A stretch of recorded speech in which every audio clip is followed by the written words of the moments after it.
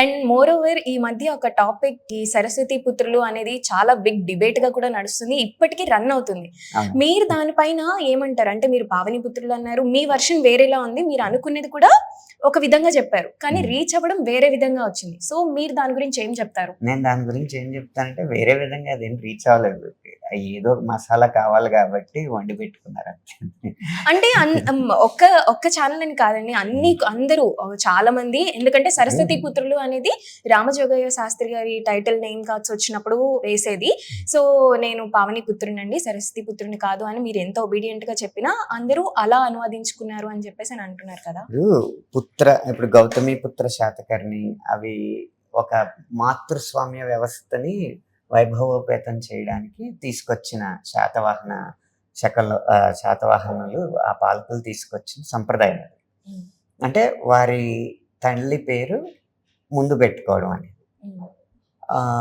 అందుకు రామజోగ శాస్త్రి గారి అమ్మగారి పేరు సరస్వతి కాబట్టి ఆయన పెట్టుకున్నారు. అది కుదిరేదే.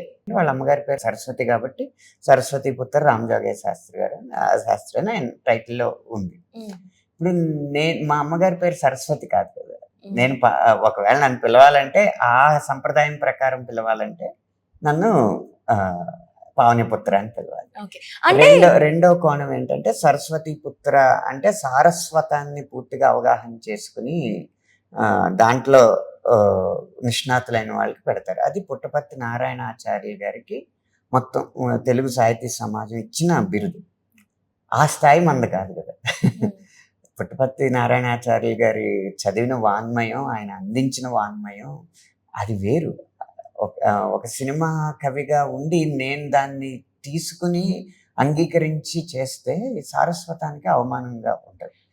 అయితే మా అమ్మగారి పేరు సరస్వతి అయి ఉంటే ఆ టైటిల్ తీసుకోవాలి, లేదా నేను పుట్టపర్తి నారాయణాచార్య గారి స్థాయిలో ఉంటే అది తీసుకోవాలి.